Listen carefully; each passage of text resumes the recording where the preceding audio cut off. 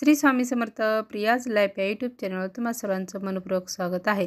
आज आपण या व्हिडिओमध्ये भगवान शिवशंकरांची पूजा कोणत्या प्रकारे करायची आहे, त्याचबरोबर रुद्र अभिषेक हा आपण का करावा, कशासाठी करावा, महाशिवरात्री म्हणजे काय, महाशिवरात्रीचे महत्त्व काय आहे, या संदर्भात सर्व सविस्तर माहिती आहे ती या व्हिडिओमध्ये पाहणार आहोत। त्यासाठी हा व्हिडिओ स्किप न करता संपूर्णपणे पहा, जेणेकरून तुम्हाला सर्व काही माहिती आहे ते मिळेल। आणि तुम्ही जर या चॅनेलवरती जर नवीन असाल तर चॅनेलला लाईक करा, सबस्क्राईब करा, जेणेकरून तुम्हाला असेच माहितीपूर्वक व्हिडिओ पुन्हा पाहायला मिळतील।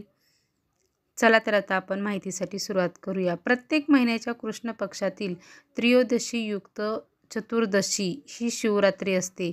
माघ महिन्यातील शिवरात्रीला जास्त महत्त्व असते। महाशिवरात्री दिवशी सर्व शिवभक्त हे उपवास करतात। दुसऱ्या दिवशी हा उपवास सोडला जातो। या दिवशी भगवान शिवशंकराची बेल वाहून पूजा केली जाते।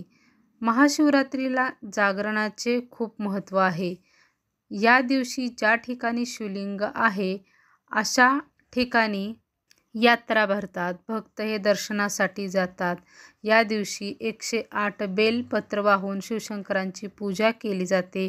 महाशिवरात्रीला भगवान शिवशंकरांना काटेरी धोत्र्याचे फूल, फळं वाहण्याची ही परंपरा आहे, हे त्यांना अतिशय प्रिय आहेत। या दिवशी भगवान शिवशंकरांना ओम नमः शिवाय हा त्यांचा जो मंत्र जप आहे हा जास्तीत जास्त प्रमाणात आपल्याला जप करायचा असतो।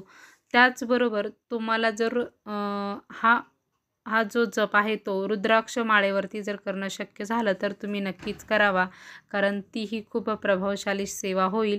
आणि जर नसेल माळ तुमच्याकडे तर तुम्ही शिवाची जी पिंड आहे त्याच्याकडे पाहत जरी केला तरी चालेल।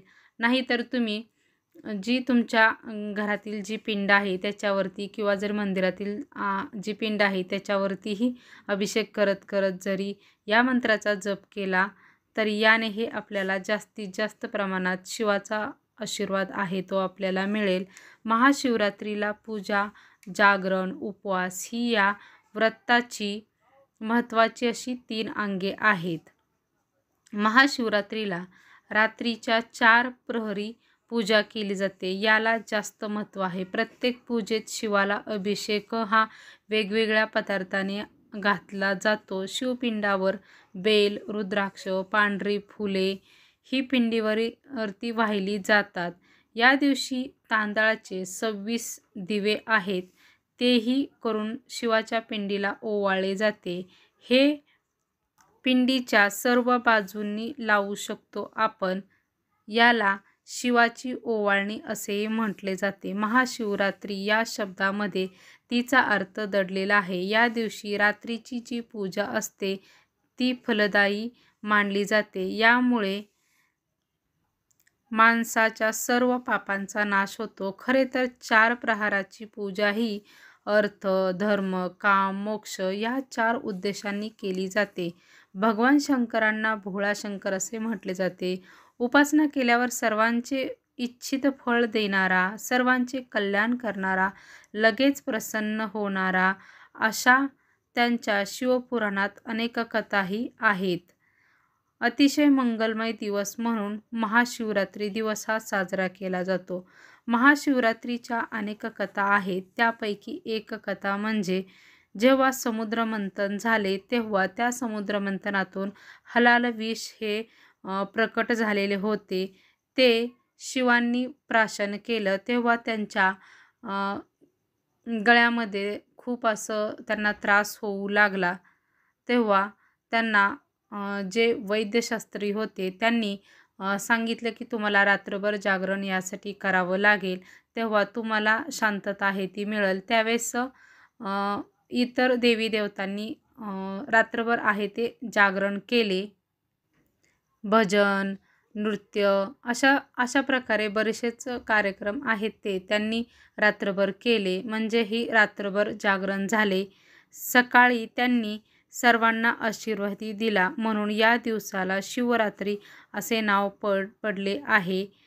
असे शिवपुराणात सांगण्यात आलेले आहे। शिवपुराणातील कथेत. या दिवशी भगवान शिवाची उपासना केली जाते. या दिवशी महादेवांचे भजन, मनन, चिंतन तसेच शिवलीला अमृत ग्रंथाचे वाचन, रुद्राभिषेक ही केला जातो. अशा प्रकारे त्यांच्या सेवा करतात. या दिवशी रुद्राभिषेक का केला जातो?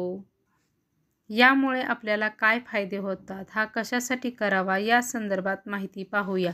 आपल्या जीवनातील कोणत्याही समस्या मिटतात. महाशिवरात्री दिवशी रुद्राभिषेक करून पुण्य प्राप्त करून घेण्याची आणि शिवाची पूजा करण्याची ही सुवर्णमय संधी आलेली आहे. भगवान शिवशंकरांचे स्वरूप म्हणजे भग म्हणजे ऐश्वर्य, भगवान म्हणजे ऐश्वर्यवान, शंख म्हणजे कल्याण करणारे, शंकर भगवान असा खरा अर्थ आहे. प्रत्यक्ष शिवाचे रूप हे निर्गुण स्वरूपाचे आहे. उपासनेसाठी त्याचे रूप हे लिंग स्वरूपाचे आहे.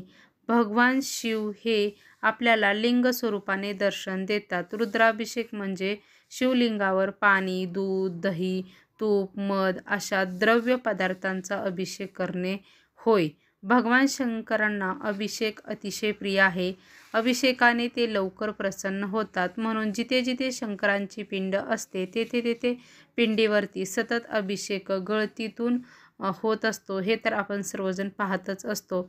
आपणही आपल्या घरातील पिंडीवरती अभिषेक सतत आपल्याला व्हावा असं वाटत असेल तर आपल्याला जी गळती मिळते ती आपण विकत आणली तरी चालेल आणि आपण आपल्या देवघरातील पिंडीवरती ती मांडून त्याच्यावरती छोटासा असा तांब्या आहे तो गळतीसोबतच ते मिळतं स्टँड आणि त्याच्यासोबत एक गळतीचा छोटासा तांब्या, त्यातून आपण आपल्या पिंडीवरती सतत जो अभिषेक आहे तो घालू शकतो. आपल्याला सतत अभिषेक घालणं नाही शक्य होत, अशा प्रकारे जरी तुम्ही केलं तरीही चालू शकते. रुद्र हा वेद मंत्र आहे. रुद्र म्हणजे रुद्रवने. मनुष्याप्रमाणेच देवालाही त्याची स्तुती ही प्रिय असते. आपल्या स्तुतीने भगवंताला पाजर आहे तो फुटला पाहिजे. त्याचा आशीर्वाद आपल्याला मिळाला पाहिजे. आपली संकटे दूर होतात.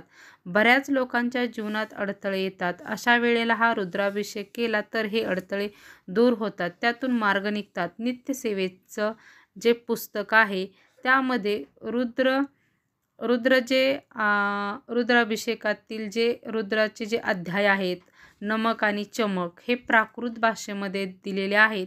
इतर आपल्याला जी पुस्तकं आहेत त्यामध्ये संस्कृतमध्ये दिलेले आहेत ते आपल्याला वाचणं खूप अवघड होतं आणि आपल्याला स्पष्ट उच्चार करून याचं वाचन करायचं असतं. म्हणून तुमच्याकडे नित्यसेवेचं आपलं दिंडोरी प्रणीतचं नित्यसेवेचं जे पुस्तक आहे त्यामध्ये जे अध्याय आहेत हे आपल्याला प्राकृत भाषेत दिलेले आहेत. जर तुमच्याकडे असतील तर तुम्ही त्याचा वापर करून रुद्र अध्याय आहे ते वाचन करू शकता. रुद्राभिषेक हा तुम्ही करू शकता. त्यामुळे तो वाचन केल्याने सोपा जातो.